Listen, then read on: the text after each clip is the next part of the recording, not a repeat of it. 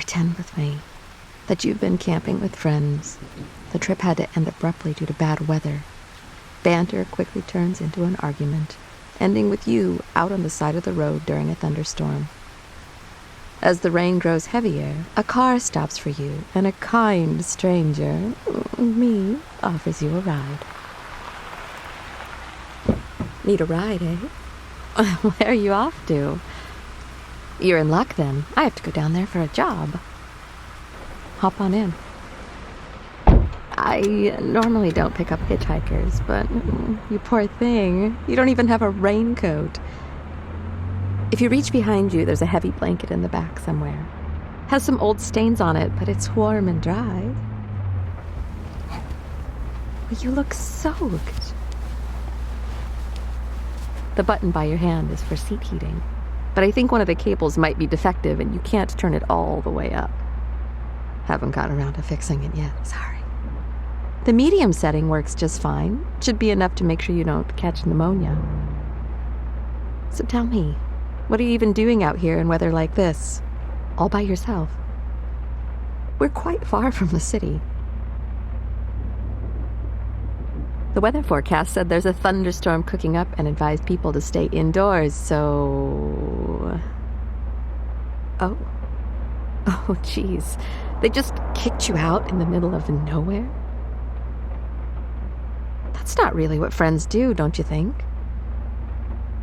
You're lucky anyone is driving this way. With how weather's been behaving, you could have been out here for a really long time. Well, I was thinking about taking the main road at first, but I had a feeling there might be an accident, considering how wet the streets are and how little you can see in the rain. That and I like the back roads. I suppose I'm glad I did. But we will have to go on the highway in a little bit. Let's just hope the other drivers behave. Oh, the radio isn't working at the moment. Bad connection, few little bugs in the system. Tight on cash, looking for odd jobs. So I guess we'll have to fill the ride with awkward silence or equally as awkward banter. Hitchhiker's choice. Oh, I'll have to get that fixed too. I've been a bit busy lately. Yeah, I travel a lot for work. Never really get to stay in one spot for very long, but I'm fine with it. You get used to it eventually, especially if you don't have anyone waiting for you at home. No need for sympathy. It's actually quite nice. Somewhat of a freeing feeling to just be able to see more of the country or world without having to worry about anyone feeling left behind. Enough about that, though. I'm sure I'm boring you already, and I don't really like talking about my personal affairs all that much anyway. Not even sure why I'm telling you this to begin with. Maybe you just have a very reassuring, relaxing aura. Do people tell you things? Well, you would make for a good spy. Anyways. Why were you and your friends out here in the first place? Camping? In this weather? The more you tell me about those people, the weirder they seem. Is this the right way? You're not in a hurry, are you? Oh, good. Because I don't plan on going much faster than this. The car's company property, and I'd rather not get scolded by my boss again. As good as my reflexes may be, you can barely see a car lengths ahead. Just rather not risk it. You look comfy. Have you warmed up a little bit by now? I'm glad. We'll still be a bit until we get to our destination, but I'm glad you were there. I find you to be rather nice company. No, I'm gonna be honest. I never thought picking up a hitchhiker would be this pleasant. Got new info on your target. Picture sending now.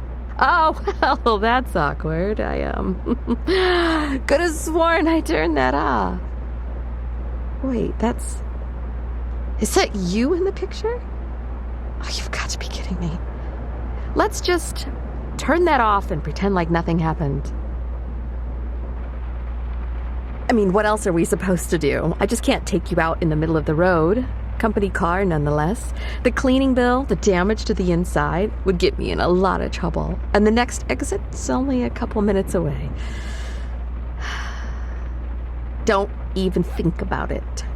Despite how slow I'm going, we are on a highway in heavy rain. You'd cause an accident and probably traumatize whatever poor driver couldn't stop the car in time. You wouldn't want that now, would you? We'll figure this out somehow, okay? Just stay calm and don't try anything stupid. I see you eyeing the glove compartment. I don't have any weapons in there. Just a bunch of papers, some tissues, sanitizing wipes. Unless you're planning on chewing up my documents in self-defense and spitting them at me, that won't really help you. Actually, there has to be a little box of mints around here somewhere. Could you dig that out for me while you're at it? No, it's not a trick.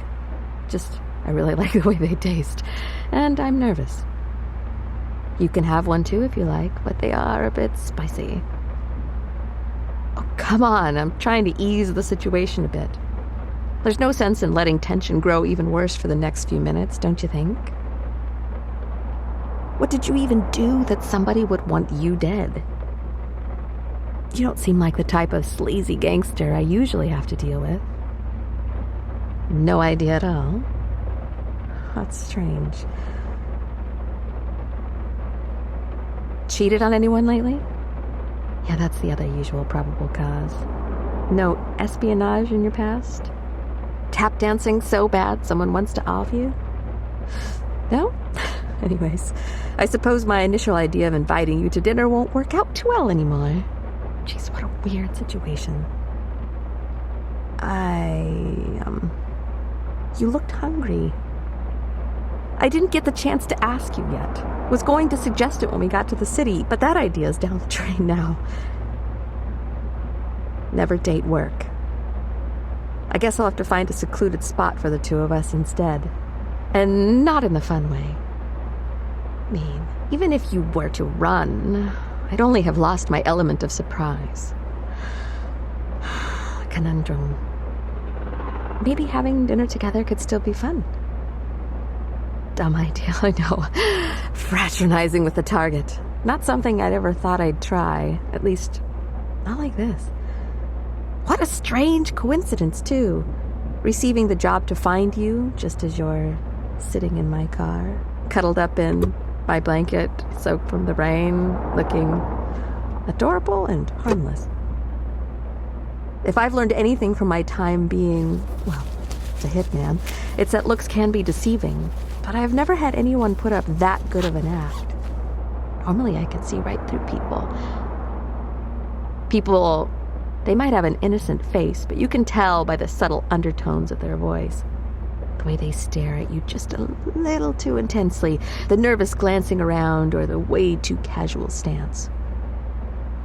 Or how a fine muscle in the face keeps twitching. But not you. You're a tough one. Maybe I should have a gun trained on you now. I can't hear so much as the slightest hint of guilt, no evil intent in your voice. You didn't switch up at all when the message came through. If anything, you seemed scared. Like a mouse that's been trapped in a cage. You try to puff up your fur to seem bigger, scramble around to find something to protect yourself with. So either you're really good, or you're just not a bad person. Think for me, would you? Can you think of anyone who might want to get rid of you for whatever reason? Maybe somebody you upset? Or you saw something you shouldn't have? As if that actually matters now.